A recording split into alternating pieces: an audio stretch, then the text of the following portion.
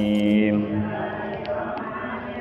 اللهم صل على سيدنا محمد الفاتح لما أغلق والخاتم لما سبق الناصر الحق بالحق والهادي إلى صراطك المستقيم وعلى آله وصحبه حق قدره ومقداره العظيم اللهم أخرجنا من ظلمات الوهم وأكرمنا بنور الفهم وافتح علينا بمعرفة العلم وحسن أخلاقنا بالحلم وسهل لنا أبواب فضلك وانشر علينا من خزائن رحمتك يا أرحم الراحمين نويت التعلم والتعليم والتذكر والتذكير والنفع والانتفاع والإفادة والاستفادة والحث على التمسك بكتاب الله العزيز والدلالة على الخير ابتغاء وجه الله تعالى ورضائه وقربه وثوابه بسم الله الرحمن الرحيم الفاتحة بالقبول وتم كل سوء مأمور الشر الظاهر وباطن في الدين والدنيا والآخرة دافعة لكل شر جالبة لكل خير لنا ولأحبابنا ولوالدنا ولمشايخنا في الدين والعافية والعافية وعلى نية أن الله ينور قلوبنا وقوالبنا مع التقى والهدى والعفاف والموت على دين الإسلام والإيمان بلا محنة ولا امتحان بحق سيد ولد عدنان ولكل نية صالحة وإلى حضرة الحبيب محمد صلى الله عليه وسلم وعلى آله وأصحابه وأزواجه وذريته من الأنبياء والمرسلين والملائكة المقربين والشهداء والصالحين والعلماء العاملين وأرواح آبائنا وأمهاتنا وأجدادنا وجدنا وجدنا ومشايخنا وأستاذنا ولجميع المسلمين والمسلمات والمؤمنين من مشارق الأرض والمسلمين هذه الشيخ وعلى قبل الجيلاني قدس الله واسف إلى ربي الله بأن على حاجة صاحب الرات قدس الله أبي عمر عبد الرحمن على صاحب الرات وسيدنا الهبارس إلى حضر شيخنا وأستاذنا وأسرتنا وحضر الشيخ محمد بن كريم السماء صاحب الرات قدس الله وسلامه وأصولهم وفرهم أولادهم وذكابتهم وإلى حضرتي بعلي بن حراشي بعلي وسيدنا العظيم وإلى حضرة هذا مسجد نطلب على السنة الجد كل هذه إسماعيل العزيز حجي عبد الشام وإسماعيل حجي الله وإسماعيل وإلى حضرة حجي الملك إسماعيل حجي الوهاب وإسماعيل وحضرة بالجاني وإسماعيل وحضرة حجي حليمة وإسماعيل ميمونة وإسماعيل وإلى حضرة حجي الملك إسماعيل حضرة منك المجال وأجل حضرته وحجة مجلدي وحضرته وحجال جنيدي وحجة حضرته وإلى حضرته يا الله يا الله يا الله يا الله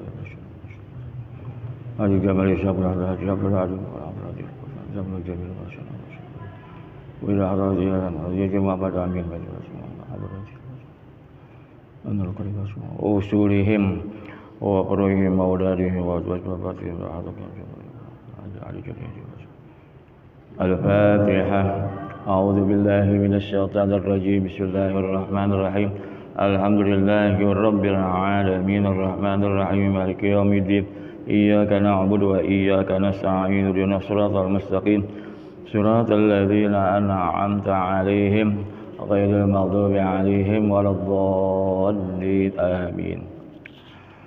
Puji syukur kita panjatkan kepada Allah Subhanahu wa taala. Di hari ini kita berada di awal tahun 1443 Hijriah.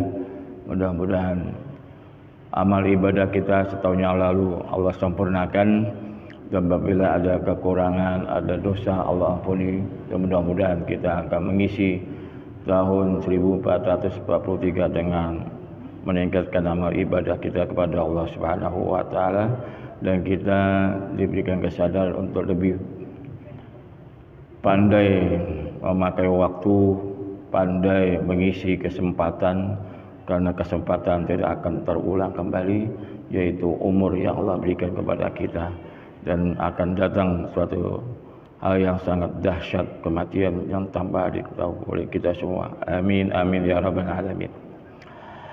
Kita masuk kepada hadis yang ketiga ya. Qala Malik rahimahullahu ta'ala wa adaman nabi. Bismillahirrahmanirrahim.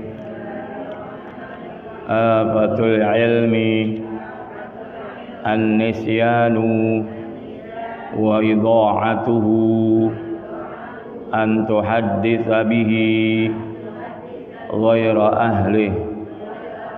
Rawahu Ibnu Abi Syaibah. Hadis yang ketiga daripada hadis Mukhtarul Ahadits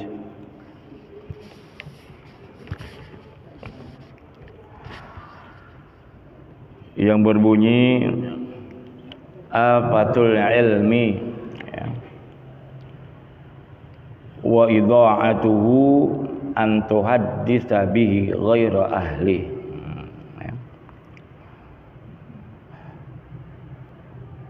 Afatul ilmi di sini diterjemahkan bencana ilmu ya.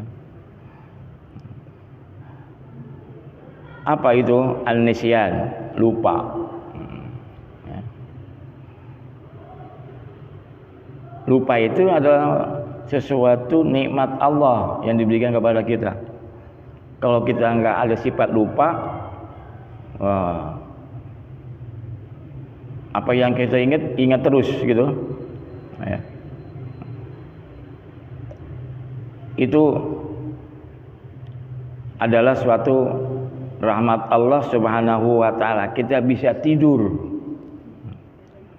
Kalau kita nggak ada lupa, nggak bisa tidur.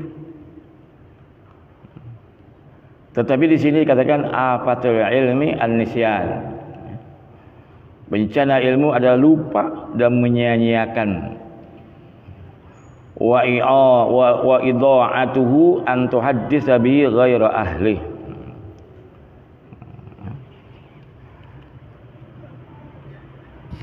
Ilmu itu sesuatu hal yang antik.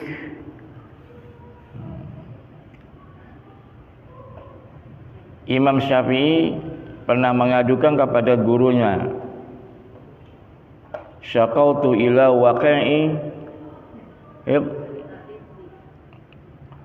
itu syaqautu ila waqi'i su'a hifzi. Imam Syafi'i yang sekelas Imam Syafi'i aja ya. Su'a hifzi. Bagaimana sekarang ini rasanya kok lupa itu sering nempel. Lalu dikatakan oleh gurunya Waqi, wa arsyadani ila tarkil ma'asi. Dikasih jalan untuk kita jangan bermaksiat. Itu ilmu ini yang akan membawa orang itu khusyuk dalam ibadah. Dalam ibadah kita ada keyakinan bahwa ibadah saya ini diterima, dan memang itu harus begitu. Dan kita yakin bahwa sholat saya ini tidak salah.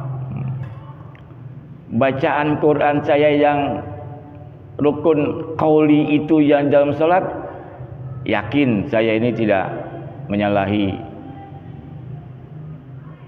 Sehingga kita dengan tenang mengharapkan rahmat Allah Subhanahu wa taala. Dengan sebab apa? Ada sebabnya ilmu. Tapi ilmu ini harus dipelihara. Ya. Dipelihara. Di dalam penjelasannya di situ, ya, kita baca. Coba lihat.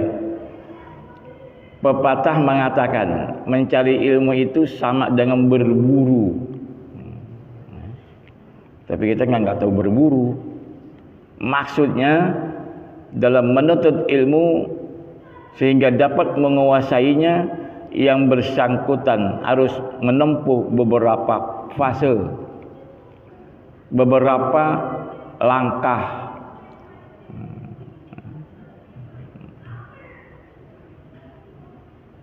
Dulu masih sekolah di ibtidaiyah ada tahapan-tahapan yang orang itu bisa untuk dapat mencari ilmu. Ala lan tanala ilma illa bisittatin. Ada yang apa enggak? Ini syarat. Harus orang atau lengkapin. Kalau enggak lengkap yang 6 ini, nyari ilmunya asal-asalan doang. Asal datang doang, asal baca doang.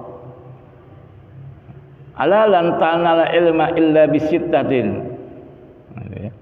Harus ada 6 kalau mau dapat ilmu.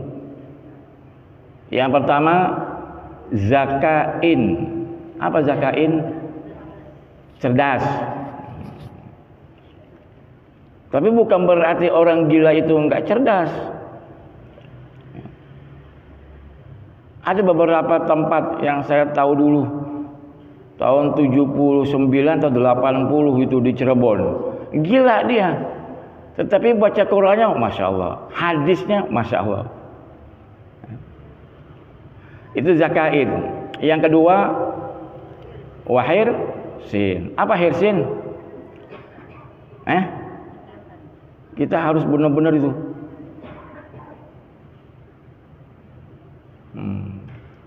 Walaupun bagaimana harus dikejar. Kita lihat beberapa orang-orang alim, dia akan hilang sakitnya kalau dia ngajar, kalau dia belajar.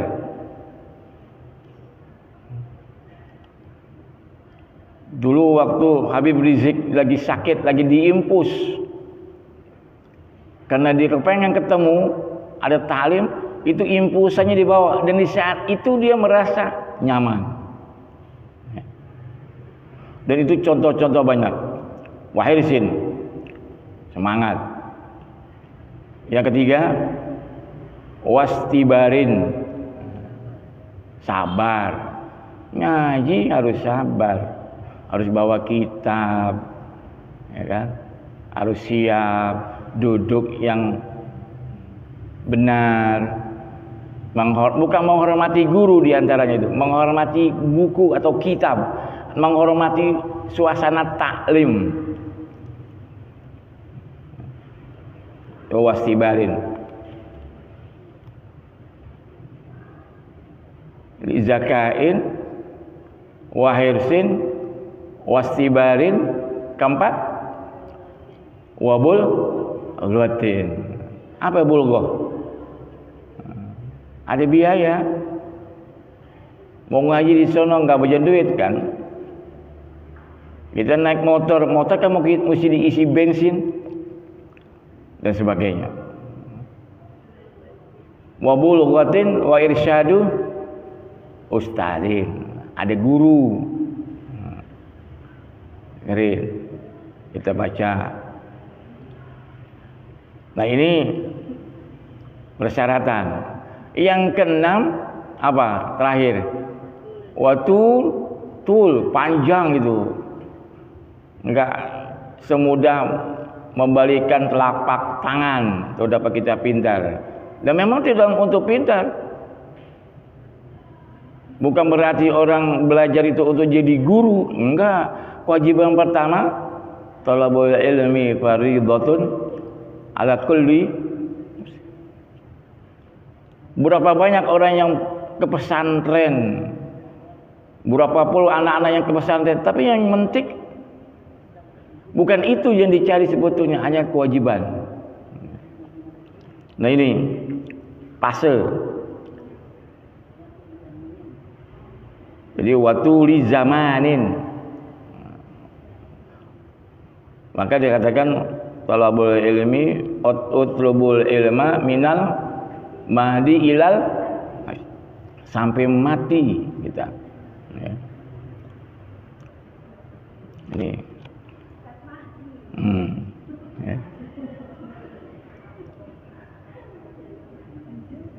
Harus menempuh beberapa fase. Umpamanya kita berburu burung dan ingin berhasil tanpa mencederainya, maka pertama kali yang harus kita lakukan adalah menangkapnya. Bagaimana menangkapnya? Ini ngaji, duduk, khusyuk. Dengan kita membaca hadis, ada bukunya, ada kitabnya, mata kita tuh ke situ. Berarti kita sedang bersahabat dengan ilmu. Ditangkapnya. Dengan demikian jelaslah bahwa kita harus membawa pukat burung. Apa pukat? Makanannya. Tahap kedua ialah memasukkannya ke dalam sangkar agar tidak lepas lagi. Itu tahap kedua tuh. Hari ini barangkali kita ngaji, nanti ada sarinya yang kita dapat tentang apa, untuk dimasukkan ke dalam sangkar ilmu itu kita amalkan. Bulan puasa dibilangnya nama beberapa ulama, baca Quran, baca selawat. Bagaimana cara untuk disimpannya? Diamalkan. Bukan sekedar masuk kuping kanan, keluar kuping kiri.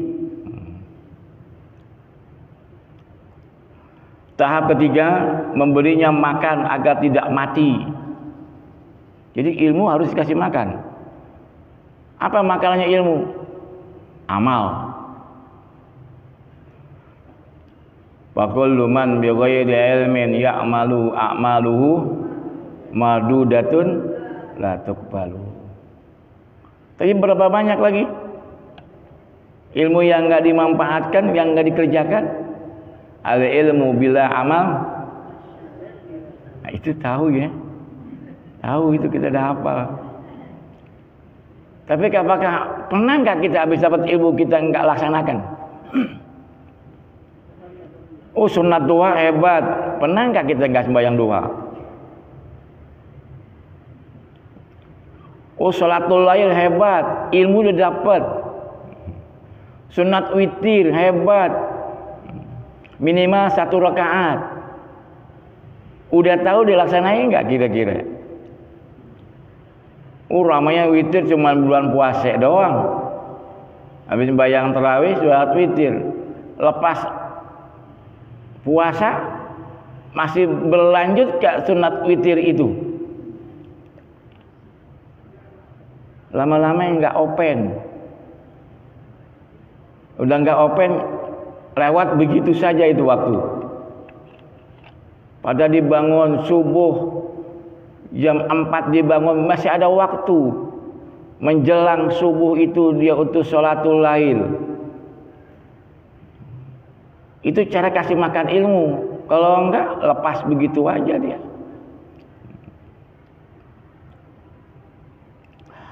Apabila burung itu hendak kita berikan kepada orang lain, maka lihat-lihat dahulu siapa yang akan kita beri.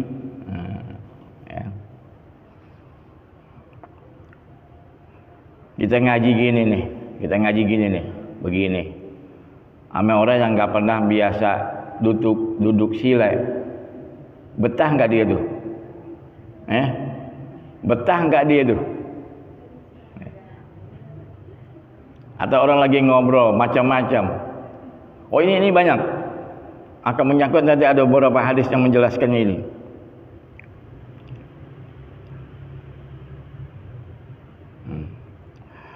Agar burung itu tidak disia-siakan, tentu saja kita harus memberikannya kepada penggemarnya. Orang mabuk disuruh sembahyang, benerin dulu mabuknya, bimbing dulu untuk dia bisa ibadah.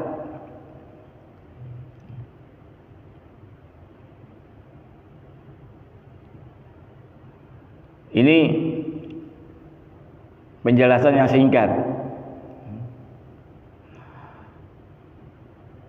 Agar burung itu tidak disia-siakan, tentu saja kita harus memberikannya kepada penggemarnya. Demikian pula halnya suatu ilmu, apabila kita telah berhasil menguasainya. Udah tahu cara wudhu yang sempurna, sudah tahu cara sujud yang sempurna, sudah tahu cara ruku yang sempurna, sudah. Apakah sudah sempurna cara baca Al-Fatihah? Sudah. Ini harus dilakukan dengan konsekuen. Artinya setiap kita bekerja, perhatiin itu. Lagi sembahyang, sujudnya gimana? Rukuknya gimana? Takbiratul ihramnya bagaimana? Wuduknya gimana? Itu selalu diperhatiin. Saya waktu dulu di masjid ini mau muludan, itu setiap minggu awal bulan Ramadan, bulan Rabiul Awal. Itu akhir haji atau awal Suro. Pernah saya ngundang Habib itu pada tanggal 10 Asyura. Saya masih anak-anak, ikut Cing Haji Ahmad, Babak Cing Pacar. Tahu Cing Pacar enggak? Diajak kita kan lagi puasa nih, puasa Asyura nih, ikut. Naik bemo ke Kuitang, habis ke Kuitang, terus ke Habib Naufal bin Jindan, lalu mampir lagi terakhir ke Habib Bagir, ayahnya Habib Hud. Sampai di sono Zohor di kebun nanas. Anehnya yang saya tahu benar itu, Cing Haji Ahmad itu kemananya pakai jas. Begitu kita sampai, jasnya dibuka, disuruh buka sama Habib Bagir. Ya Junaidi, buka jasnya, panas. Diambil itu jas, diumpetin di mana? Di kamar. Ayah saya sendalnya diambil satu, diumpetin. Udah kita duduk, kita lagi puasa nih. Berempat, saya, Cing Pacar, Cing Haji Ahmad, Baba. Nungguin. Kita bukan nungguin minum, emang lagi puasa. Begitu azan, keluar dia, Habib Bagir. Kita makan dulu, nggak usah sembahyang dulu, makan dulu. Buat dia waktu makan. Keluar itu sop yang sedang panas, sate yang sedang panas, nasi yang sedang panas. Disuruh makan. Padahal kita lagi ngapain? Lagi puasa. Saya colek-colek, Baba. Kan puasa, Pak. Udah diem aja dah. Main mata sama Cing Haji Ahmad, Baba. Ahmad ini bagaimana? Udah makan aja, suruh makan, gitu ya. Keluar nasi semua. Ada yang nyeletuk, ada yang datang nih, entah siapa itu. Udah waktu zuhur, Beb, makan dulu. Ya. Jadi bagaimana ini? Oh, kata dia, kalau udah lapar, ada nasi, makan dulu, baru sembahyang. Sebab kalau udah ada nasi, udah ada sate, udah ada sop, kita sembahyang, hati kita ragu-ragu. Coba dah. Ya. Ya. Sayyidil Walid telah ngomong waktu mau sembahyang Isya, makan apa Isya dulu? Gedimil asa qobla Isya. Duluin makan dulu baru sembahyang. Apa sebab? Contoh yang gampang dah. Dulu kan kita kan di sini makan nasi kan satu orang satu potong. Kalau punya anak 6, tempenya 6 potong. Ya kan? Bandengnya 6 potong. Atau tahunya 6 potong, tambah ibu membaba jadi 8. Ya. Taruh di meja, kan bandeng ada. Karena mau makan, enggak ditutupin saji. Kita bayang nih, bayang. Ada suara, tuh kira-kira berpikir nggak? Jangan-jangan bandeng gue hilang. Makanya makan gede dengan asya qobla Isya. Ini 2 bulan sebelum waktu Maulid udah ngundang itu, keliling itu. Tuh kita diajarin. Jangan ngundang ulama, ngundang ustadz di antara malam. Ya. Ini akhlak ini, adab ini. Jadi ilmu kalah dengan adab. Jangan mentang-mentang kita udah hebat, profesor, doktor randus, ya.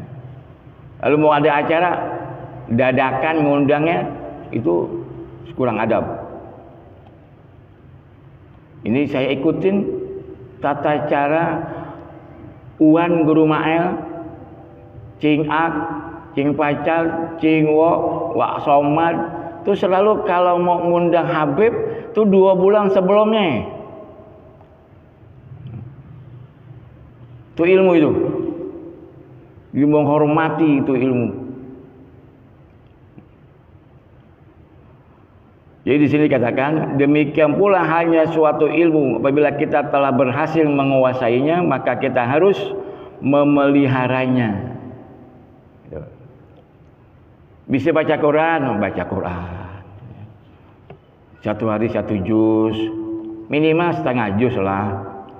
Kan sekarang ada Quran pojok, 1 juz itu ada 20 pojok. Jadi kalau 1 hari 5 waktu, 2 juz, 2 lembar udah setengah juz. Ya. Itu cara memeliharanya. Yang kedua yaitu dengan menghafalnya agar tidak lupa.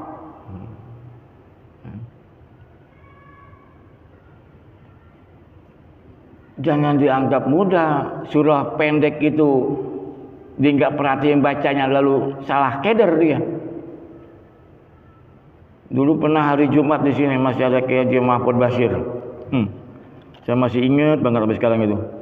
Suatu teguran bagi orang yang udah hafal surah-surah pendek, jangan sombong. Ya. Saya nggak sebutkan namanya, udah pada meninggal. Kiai Mahfud suruh dia jadi imam hari Jumat. Ya. Baca Wadduha wal laili idza saja ma wadda'aka rabbuka wa ma qala wal akhiratu khairul laka minal ula wala sawfa yu'tika rabbuka fatada alam yajidka yatiman fa wajadaka dhallan fa wajadaka ilam fa aghna fa amma yatima fala taqhar wa amma sa'ila fala tanhar wa amma bi ni'mati rabbika. Itu kan baru benar itu. Tapi dibaca watini salah. Pendek mana watini ma waduha? dibaca wattini wazaituni wa turi sinina wa hadzal baladil amin laqad khalaqnal insana fi ahsani taqwim thumma radadnahu asfala safilin illal ladzina amanu wa amilus solihati falahum ajrun ghairu mamnun. Kan begitu? Salah kan tuh? Ini salah. Sama juga orang baca kuliah nggak habis-habis. Atau dibaca sabihis ujungnya bukan, baca sabihis ujungnya waduha. Itu orang yang kurang konsekuen. Dengan dia katakan inna sholati wa nusuki wa mahyaya wa mamati, kan lagi sembahyang ingat Tuhan dan sebagainya. Itu dengan memelihara, menghafalnya agar jangan lupa kita. Apabila kita melupakannya berarti sama saja dengan perihal burung yang telah kita tangkap tetapi tidak kita masukkan ke dalam sangkar. Burung itu pasti lepas dan tidak akan kembali lagi. Dan apabila kita hendak memberikan ilmu kepada orang lain, maka berikanlah kepada ahli atau penggemarnya agar terpelihara dengan baik. Ilmu itu akan sia-sia jika diberikan bukan kepada ahli atau pencintanya. Ya. Dia senang main gamelan, lagu-lagu Jawa. Karena dia baru belajar Quran dibaca dengan lagu Langgang Sono. Itu udah pernah terjadi di istana dulu itu. Ini kan berarti sudah sia-sia ilmunya dia, profesor, doktor. Ini sepintas daripada afatul ilmi an-nisyan wa idha'atuhu an tuhaddisa bihi ghaira ahli. Ayo kita pertahankan ilmu yang kita dapat. Kemarin kita sudah baca beberapa kitab hadis dan hadis fikih, tauhid dan sebagainya yang kita dapat di sini. Nyok kita sama-sama pelihara, hidupin itu. Dengan cara hidup apa? Ya hidupin.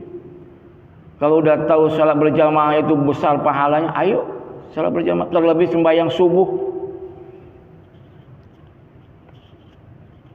Enakan mana sembahyang subuh sama sembahyang maghrib? Bu, enakan mana? Enakan mana maghrib sama subuh? Sama. Maghrib lagi ribet, subuh enak melingkar. Nah ini cobaan, makanya itu ada nyanyian tuh, pakai kesiangan tuh. Zohor, tuh kan ada. Kan ada tuh kan? Itu sebenarnya tuh nyanyian untuk ngingetin kita, emang benar itu. Nah, untuk memeliharanya itu sudah dikasih oleh Nabi Sallallahu Alaihi Wasallam, barang siapa yang salat subuh berjamaah, pakai nama salat sama jangan dia sepanjang malam itu dia salat. Dan kalau diteruskan habis salat subuh dengan wiridan, kita tahu di sini habis baca wiridan ada baca Yasin, dilanjutkan dengan salat sunat. Entah apa yang dilakukannya itu, maka pahalanya sama dengan haji dan umroh taman. Sampai 3 kali diucapkan oleh Nabi. Orang yang sholat subuh berjamaah dan duduk sila yang pulen. Duduk sila yang pulen. Jangan bayang subuh duduknya melonjor. Kalau udah tua ngapain lah tua.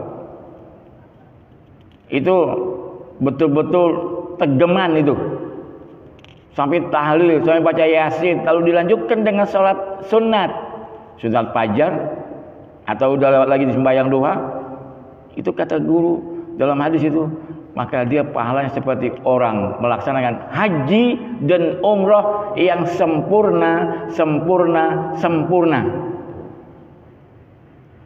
Kalau kita pergi haji sekarang ke sono, umroh ke sono, belum ada jaminan sempurna. Barangkali pergi hajinya kena. Tapi kalau subuh, waduh memang pahala, Bu. Tapi gangguannya sholat subuh itu segen. Ya, apalagi pengantin baru. Ya. Walaupun rumahnya dekat masjid, kedengaran orang qomat, susah untuk dibangun. Dulu ada seorang ulama yang barangkali pernah ngajar sini, bukan ngajar, diundang. Itu banyak leluconnya itu yang bisa kita ambil. Ya. Tapi kalau dimanfaatin benar juga itu. Jadi kalau subuh sudah bangun, tarik itu guling, lemparin ke pojok, lemparin itu bantal ke pojok, bangun, masuk ke kamar mandi, siap untuk wudhu. Apalagi mandi dulu, bagus. Datang ke musola, datang ke masjid, sholat subuh, subhanallah. Kalau kita tahu betapa besarnya sholat subuh berjamaah itu, walaupun dengan merangkak-rangkak dia akan lakukan untuk melaksanakan sholat subuh itu. Apakah ini hadis orang pada nggak tahu? Pada tahu nggak? Oh, berapa banyak yang tahu? Dalam Facebook, dalam Google segala macam ada yang menjelaskan subuh itu besar harapannya, besar yang akan diberikan oleh Allah, tahu dan dibaca. Tetapi pada saat waktunya ogah. 2 tahun yang lalu baru pertama corona masuk, nggak boleh sembahyang di masjid, nggak boleh berjamaah, berjarak, kan bertolak belakang. Kalau sembahyang berjamaah rapetin, ini disuruh jarang. Sembahyang jangan di masjid, di rumah aja. Salah lagi itu. Oh, ada yang ucap begini, Ustaz kagak enak ya. Kita nggak sembahyang Jumat, nggak sembahyang wiridan, nggak sembahyang waktu di masjid kagak boleh. Kapan nih corona pergi? Ngomongnya kayak sang iye, kayak sang lempeng. Begitu setahun kemudian ada kelonggaran, boleh sembahyang Jumat, boleh sembahyang di masjid. Datang nggak ke masjid? Cuma ngomong doang. Apa itu nggak dosa? Ini saya cuma ngingetin aja. Supaya ini corona pergi, ayo subuh kerepegin itu masjid, itu musola. Begitu Allah imam membaca ghairil maghdubi alaihim waladdallin, makmum amin. Banyak suaranya, enak. Sembahyang Jumat, separuh Jumat. Tapi sekarang kalau subuh bagaimana aminnya? Ini menandakan iman kita sudah berkurang. Ayo, ya,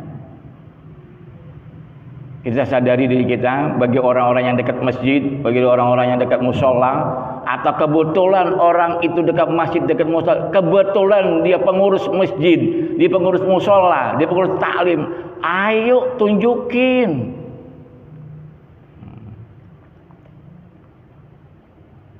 Kerepegin itu masjid subuh-subuh pada datang musola, jangan sampai adem ayem. Memang udah subuh gerimis, yang bayang cuma imam sama makmum, yang ngazan dia, yang qomat dia, yang wiridan dia, yang baca doa dia, yang aminin dia. Apa enggak merasa malu sama Allah? Jangan malu sama manusia. Apa enggak merasa malu kepada Allah? Bagi orang yang notabene dia pengurus masjid, dia pengurus musola, dia pengurus taklim, dia kagak sembahyang di masjid, nggak sembahyang di musola, itu dosa. Nah, ini saya ajak. Nanti kalau udah sewaktu-waktu, kalau udah rajin ke masjid, tahu kita mau ke masjid kagak bisa karena sakit, baru berasa.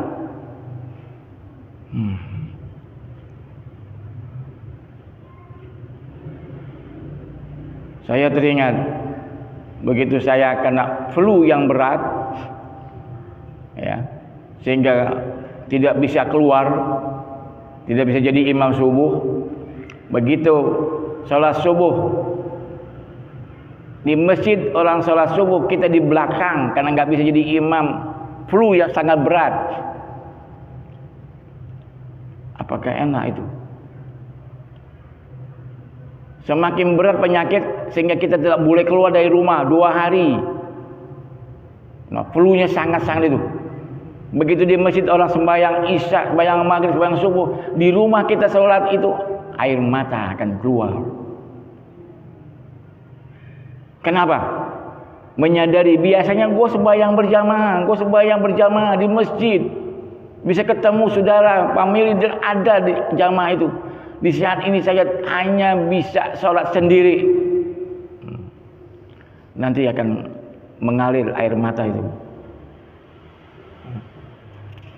Nah, ini ilmu yang kita dapat, ya udah bisa sembahyang, rajin sembahyangnya, bisa baca Quran, rajin baca Quran. Ya, emang ada nikmatani mulun, 2 nikmat yang banyak orang manusia lupa, enggak bersyukur. As-sihah wal faragh, sehat dan kesempatan. Nah, sekarang bagi kita yang sehat, ada kesempatan bisa baca Quran, bisa hadir taklim, ayo kita rebut. Di tahun 1443 ini lebih syiar, lebih semarak, lebih semangat, lebih banyak meningkatkan amal ibadah kita. Mudah-mudahan orang tua kita yang dikubur semuanya mendapatkan kegembiraan, kesenangan, kecintaan Dia kepada kita, akan berbalik kepada kita dengan keberkahan hidup di alam dunia. Amin, amin ya rabbal alamin. Mudah-mudahan insyaallah pada giliran yang akan datang kita masuk kepada hadis yang keempat.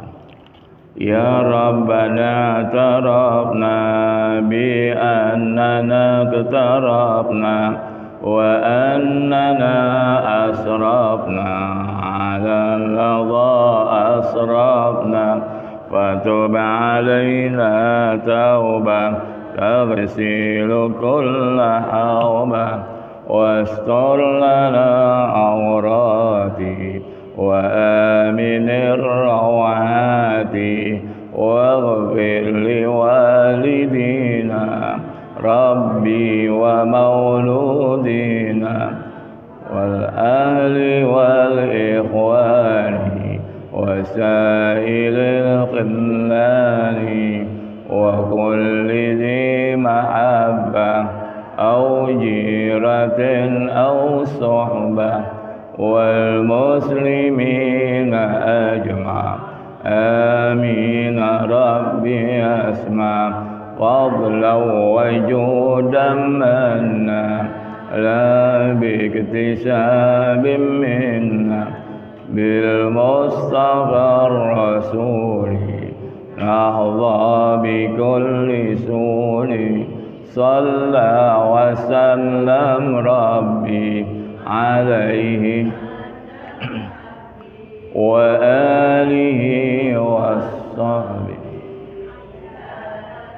في الصحب والحمد لله في البدء والثناء اللهم اهدنا بهداك واجعلنا ممن يسارع في رضاك ولا تولنا وليا سواك ولا تجعلنا ممن خالف أمرك وعصاك وحسبنا الله ونعم الوكيل ولا حول ولا قوة إلا بالله العلي العظيم اللهم اهدنا من عندك وأفض علينا من فضلك واشر علينا من رحمتك وأنزل علينا من بركاتك وألبسنا لباس عافيك وعافيتك في الدين والدنيا والآخرة وصلى الله على سيدنا محمد وعلى آله وصحبه وسلم والحمد لله رب العالمين. يا تواب تب علينا يا تواب تب علينا وارحمنا